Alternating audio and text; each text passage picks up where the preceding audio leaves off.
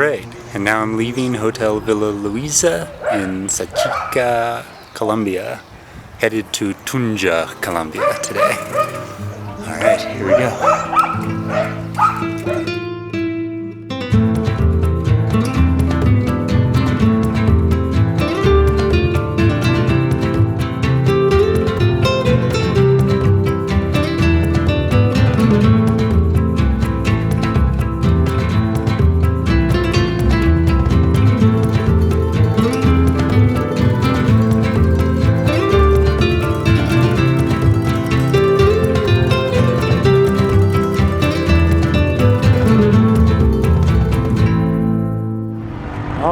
So I'm on the road now, and I'm on the main road today, so I don't know what the traffic's gonna be like. It could be pretty high, but it's gonna be paved, I think, the entire way, which is good. So today is about 25 miles is all, but it's up a giant hill, or two hills. So it's probably gonna take me all day just to go those 25 miles.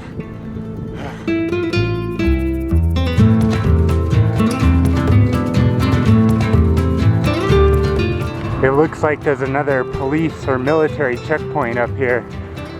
I want to film going through there, but I don't really feel comfortable pointing cameras in policemen's face. I've gotten in trouble for that before. Yeah, so that was a toll road and a police checkpoint. Police are checking registration and stuff, and they're also charging cars and buses and stuff to go on this road. Bicycles, however, are free. Okay, I'm at the base of the hill now. It's a big one. May not look like it on camera, but it is.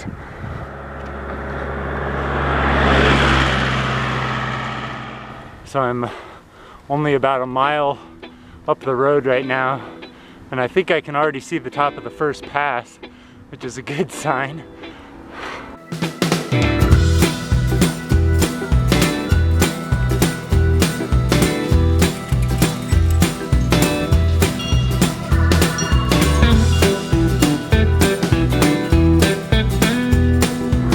So I just came around the corner of pass number 1, and it tricked me. It just keeps going uphill on the other side. I thought it was gonna go flat or downhill. Nope, more uphill. You see that mountain valley over there, that pass? That's the way I'm going. It's pretty far away.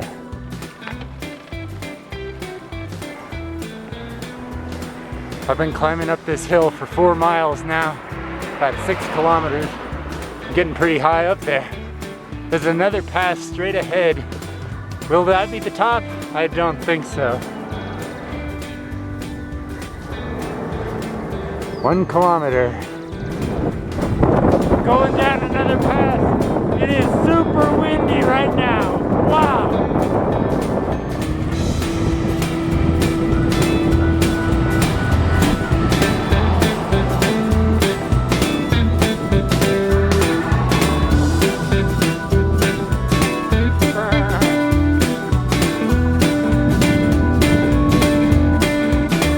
I'm in a little valley now. I like this. It's flat. Nice. Super windy headwind right now though. Can barely go. So I'm in this little valley now, which is nice. It's flat, but I have to go over that mountain now.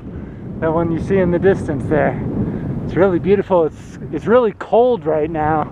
Like I almost want to put my jacket on. There's the sign to Tunja. That's the way I'm going, straight. I'm about to go up another big hill. It's about 5 miles to the top, 8 kilometers or so.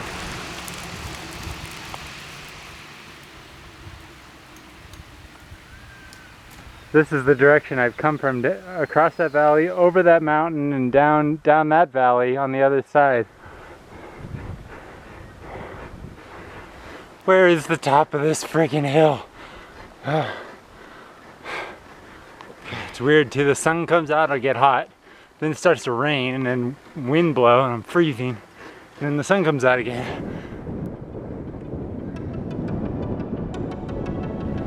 Alright, here comes the big downhill.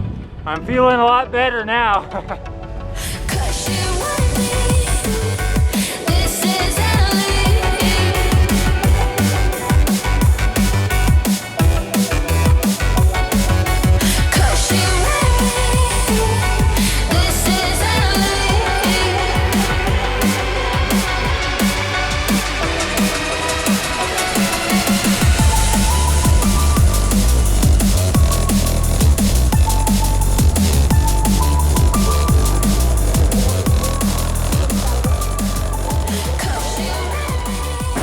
just like that, I'm in Cali, Colombia now. I took a 12-hour long bus ride, or more than 12 hours here, and now I'm going to ride across the town to find the apartment that I rented on Airbnb. It's about 5 miles away, 8 kilometers across the city. Probably take a while.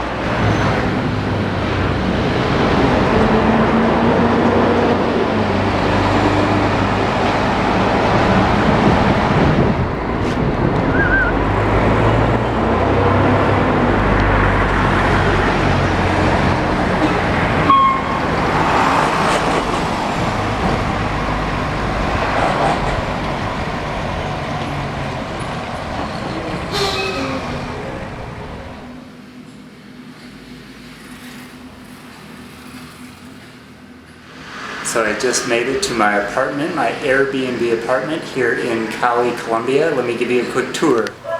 So it's a studio apartment that I've rented. It's all just one big room, but there's a kitchen with microwave. You can see I've got some fruit and stuff up there already. Kitchen, there's my computer to do some work, and then the bed, there's a sofa, a TV, internet, a fan here and a fan here, which is essential because it's pretty hot and muggy here. This is the window to outside, and what's interesting is there's no glass on the window. See, I can just reach my hand straight through the window, and so all the noise from the street is coming in here all the time, and there's really no way to close the window, like to mosquitoes or anything like that. All my stuff is down here, all my bike bags, the drone, some of you might recognize. Anyways, there it is. I'm going to do another video soon where I show you everything that I've packed on this trip, and I'll also tell you which things I used the most and which things I didn't use at all, because there's a few things I brought on this trip that I have not used once. And then finally, here's the bathroom, which is super exciting. Anyways, so that's the studio that I've rented, and again, it cost $19 US. I got it on Airbnb.com, and yeah, so this is the place, and I'm going to be here for the next 10 nights. So quite a bit, actually. I'm hoping to get some work done, and I have some just stuff that I have to handle from back home. So that's what I'm going to be doing. Seeing the city a little bit, getting some work done, and hopefully eating a lot to make up for all the food that I haven't been eating on the rest of the trip. So anyways, I'm going to take a shower now because I have not showered in like 2 days, and I've been biking and sitting on a bus for 15 hours. So, well, I just got back from the supermarket. There's a supermarket nearby called Éxito, and it's like the Walmart of Colombia. But I got rice, bananas, bread, spaghetti sauce, a mango, cantaloupe, 2 avocados, grapes. This is like, I don't know what this is. I've never bought this before. I just thought I'd try it. I think it's like strawberry juice mixed vegetables. And then I went and I found a vegetarian restaurant, and it looks like mixed veggies, beans of some kind, rice. I don't know what that is, and I find that very disturbing, actually. And then here's lettuce. This is soup, and I'm not exactly sure what. These are just toppings, and this is lemonade or something like that. So I got all of that. I'm not exactly sure how much it costs, but it's so nice to be in Cali to get some food.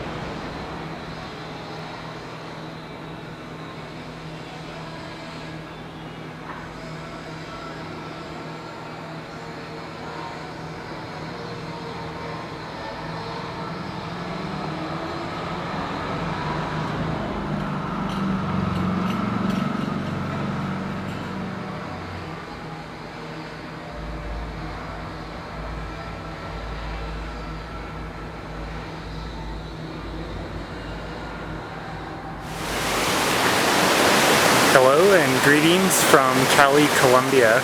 I've rented an apartment here in Cali for about 10 days, and the woman I'm renting the place from owns several different properties all around Cali, and she wanted to show me this place, which is way up in the mountains, and it's pretty spectacular. Check this place out. There's like a big house back there. They have a ping pong table and hammocks, and the river, of course. There's another little like outdoor party barbecue area over here with the river. There's some ducks, I don't know if you can see them. Yeah. And then over here there's even more. So there's several little bridges here, little rivers.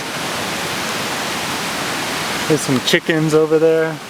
Like, this is all one property. Can you imagine living here? This is so cool. Anyways, and then there's a tennis court. The woman that owns the place said that when she built the tennis court, they invited like 1,200 students to come and have 4 days of tennis lessons for free on the tennis court there. So that's pretty cool.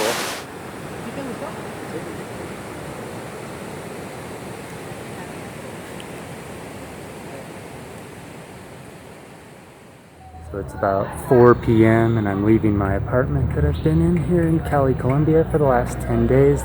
This is the place right behind me, and that was my apartment. Now I have to bike about 6 miles across town to the bus station and get on a bus, which is going to take me to the border of Ecuador and Colombia.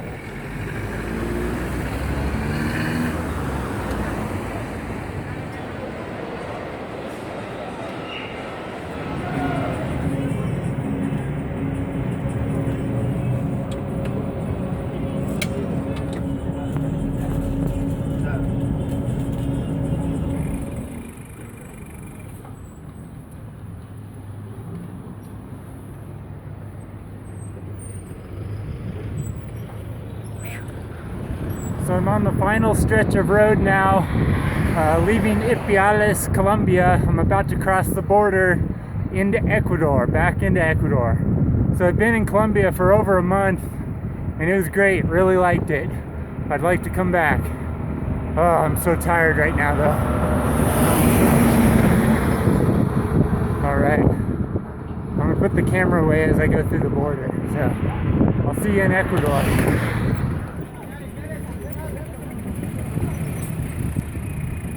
So I'm back in Ecuador now on the Pan-American Highway, cycling south towards the city of Tulcan, which is just a couple miles/kilometers away.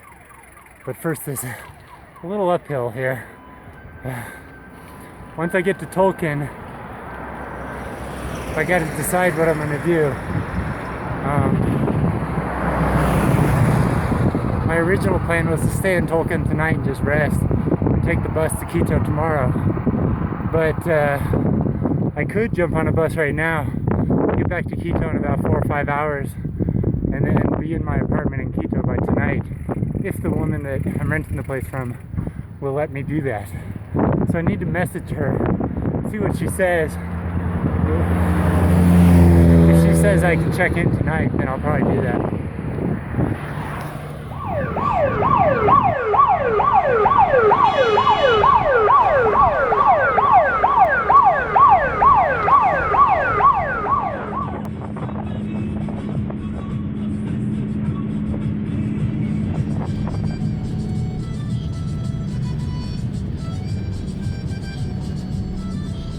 It's hard to believe, but I've been in South America for 3 months now, and today is my last day in Quito, Ecuador. Tomorrow I fly back home to the United States. Today, the goal is to pack my CoMotion Pangea touring bicycle inside of its CoMotion Copilot travel case. This will allow me to fly with my bicycle to the United States for no extra cost.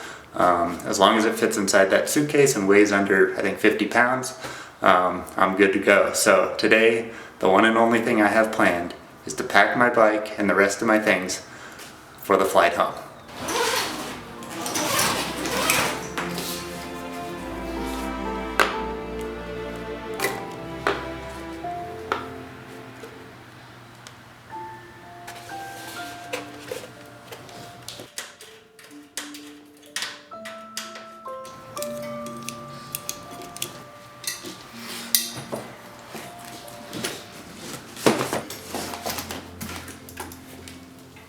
Alright, so here it is. It's all packed in there. Whoops. That rear rack here is the hardest part to get in, and it just kind of squeezes in over there on the side. So all I have to do now is close the lid and it's packed.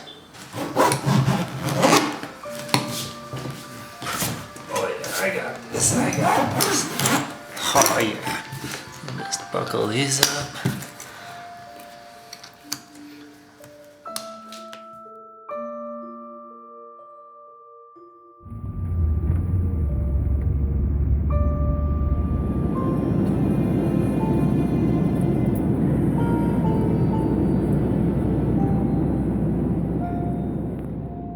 Well, that's it. My bike tour in Ecuador and Colombia is now officially over.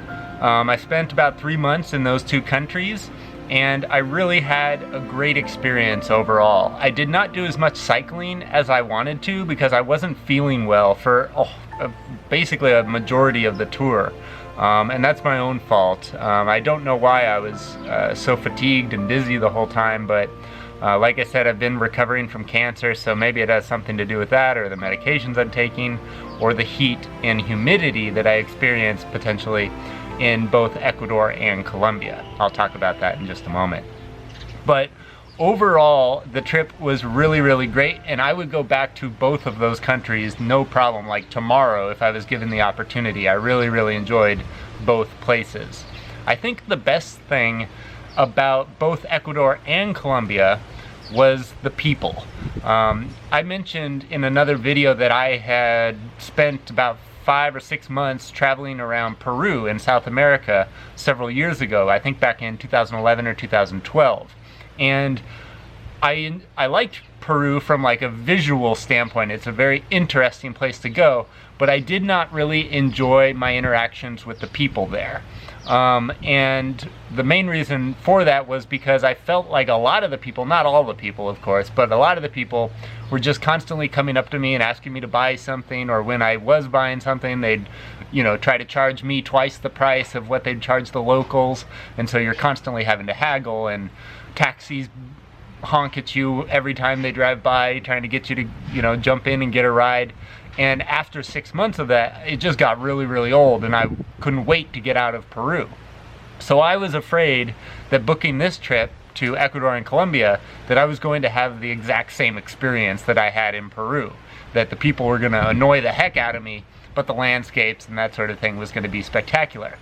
In reality, what happened was nobody bothered me at all in Ecuador or Colombia. I think like maybe in the 3 months I was there, like 3 people came up to me and said like, would you like to buy something? And when I said no, they just walked away, like no problem whatsoever. Whereas in Peru, I'd say no, and then they'd just stand there and keep asking me to buy something.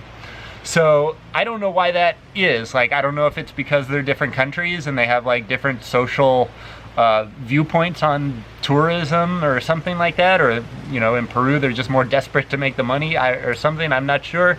I think potentially what has happened is time has just gone by and maybe things have changed a little bit.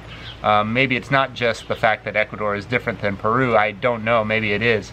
But it could just be that time has gone by and the people as a whole have matured to realize that like maybe they don't have to hound the tourists as much as they were before.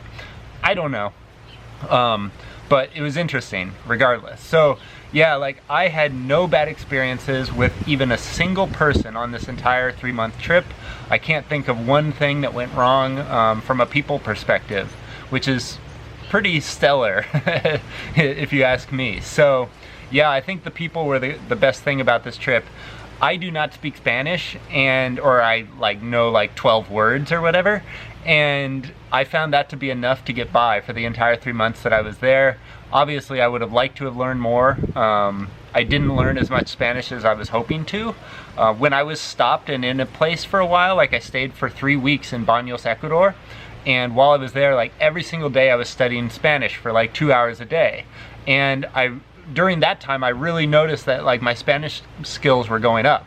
But once I got out on the road and I was cycling 50 miles a day in the heat and humidity, and then I'd get to the hotel like completely exhausted, and then I have to go find a meal in this town that I've never been to before, and by the time I got back to my hotel, there was time usually to study Spanish if I wanted to, but I just didn't have the energy. Like, I was just beat. And so the days that I was cycling, I really wasn't studying Spanish at all, and I probably should have been. So I came into the tour hoping to like learn a lot of Spanish. I came out of the tour realizing I didn't really do that. What else? From a negative perspective, there are a couple things, some which are maybe more negative than others. The first thing that I should mention is the heat and humidity, which really affected me while I was there, as well as the altitude. Like Quito, Ecuador, when I first flew in, I think the city is at like 9,000, 10,000 feet. So right away you're like up at a high altitude, right? And you're feeling it. Like I definitely felt it. I did some hikes in the mountains, and gosh, going up was a pain in the butt. So yeah, there's that, the high altitude, and the fact that you're basically on the equator. So it's hot and sunny basically year round, which is a good thing, but it's also a bad thing too. And especially when I entered the Amazon rainforest in both Ecuador and Colombia, the humidity was out of control. It wasn't the heat, like it wasn't really actually that hot, 80 something degrees Fahrenheit perhaps, high 80s, but God, it was so humid, and the humidity made it feel like 3 times hotter than it actually was. So I really struggled with that, and there were days where I just did not want to go outside, especially to ride my bike for 30, 40, 50 miles, because it was just so hot and humid.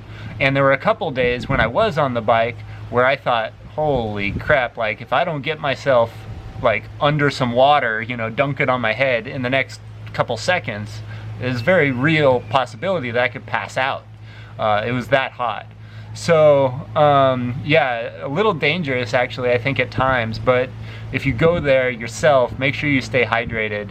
And I found jumping into any river or lake or stream or anything to be quite helpful, to cool you down. So yeah. The other thing, as far as negatives about Colombia and Ecuador, I would have to mention the food. I mentioned it so many times in my previous videos already, but I have to mention it again because I think the food was pretty terrible actually. Now, I didn't bring a camp stove, so I was relying on like local restaurants to feed me, which I think was a big mistake. If I were to do this trip again, I would bring a camp stove and cook my own foods, because they did have like a lot of vegetables and stuff available, but they did not have restaurants actually serving those vegetables. If you went to a restaurant, there was very rarely any vegetables on offer. What I found was there's a lot of chicken and french fries, and that's pretty much it. So if you like chicken and french fries, Ecuador and Colombia, it's the place to go. But yeah, being a vegetarian, I found it really, really tough. The Happy Cow website was like my savior, saving grace. While I was in South America this year, I was able to use that website to find a number of different vegetarian restaurants, all of which were pretty darn good. So yeah, that was great. But unfortunately, like, those vegetarian restaurants were usually only in larger, more touristy sort of cities. And when you go bicycle touring, a lot of times you're not in larger, more touristy cities. You're in smaller towns and villages that no one has ever heard of before. So I found getting food in those places like really, really difficult. And as I mentioned in my previous videos, like oftentimes I would explain to people, like I'd say I'm vegetarian, I want vegetables, no meat, no eggs, no fish, etc. I would say that to them, and then 5 minutes later they'd bring out my meal and it would have meat and eggs and fish in it. So I don't know what, like, my Spanish is not that bad, like they could understand what I was saying, but I don't know what was going on there from a food perspective. As far as food as well, the other thing that I should mention is that the food in Ecuador, I thought, was really, really bland. Like, it had no flavor to it whatsoever. I can't remember really like one flavorful meal that I had in Ecuador. And Colombia wasn't much better, to be honest, although I do think the food improved once I got to Colombia. So from a food perspective, Colombia wins. But both countries, one of the things that I think is really bizarre is the fact that like all of the restaurants are basically the same for the most part, and all of the little markets, like if you go into any town in Ecuador or Colombia, there's like these little markets where you can get soda and chips and that sort of thing, you know, packaged like goods. But every single store is the same. Like they selling the exact same things as the store right next door as the store right next door to them. And there will be 20 stores all selling the exact same stuff, and there's just no diversity, no variety whatsoever across the entire country practically. So it's I found it very, very hard to find any sort of variety in the food. And I think that for me was the biggest negative downside to my entire bike tour in Ecuador and Colombia was the food. When I came home, I weighed myself and I had lost about 12 pounds in 3 months, which is about what, 4 kilograms or something, I think. So yeah, anyways, food was pretty terrible. The last thing that I should mention is the roads. If you are going to Ecuador or Colombia for cycling, knowing about the roads is kind of important. And what you should know is that there are not a lot of roads to cycle on, really. Like there are several main roads where you're going to find buses and trucks and cars and motorcycles going up those main roads. But as far as side roads, there's really not a whole lot. And I think that's what makes like cycling in Europe so great. It's not necessarily the fact that they have like a huge amount of cycling infrastructure, but it's the fact that they have a huge amount of side roads that you can take. So you can go down a side road and be on a road that's relatively car free or very light in traffic, versus in South America, if you are looking for a paved road to cycle on, there's probably going to be a lot of cars and trucks and buses on it. And if you go down a side road, it's probably going to be a dirt road or a gravel road or a stone road that's going to be pretty bumpy and slow to cycle on as well. So those side roads are great, like if you're prepared for off-road riding, and I did quite a bit of that while I was in both Ecuador and Colombia. And I kind of enjoyed those dirt roads because there were so few cars, but I also didn't enjoy those roads because I was basically like riding like this for hours on end.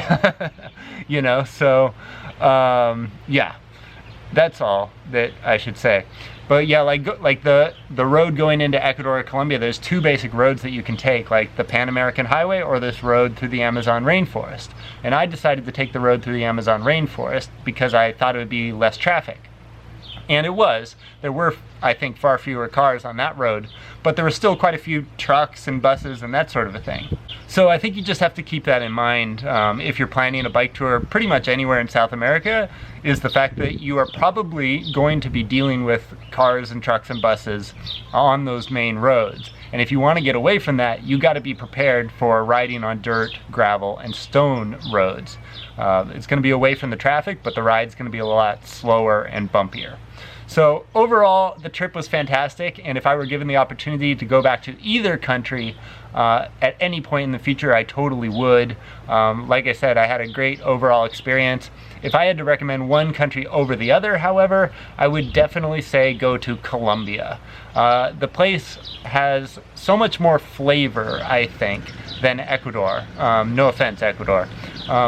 Yeah, but Colombia has more flavor, not just in the food, but in the people, in the architecture, in the variety of the terrains that you can experience there. I mean, there's deserts and forests and jungles and beaches, and I think the weather was a little bit better in Colombia as well. So anyways, that's my little summary of the tour. Thank you so much for watching. I hope you enjoyed it, and I have another bike tour coming up soon. I'm going to be traveling back to Europe, so I hope you will stay tuned for that adventure coming to the Bicycle Touring Pro YouTube channel very, very soon. Thanks for watching, guys, and I hope to see you out on the road sometime soon.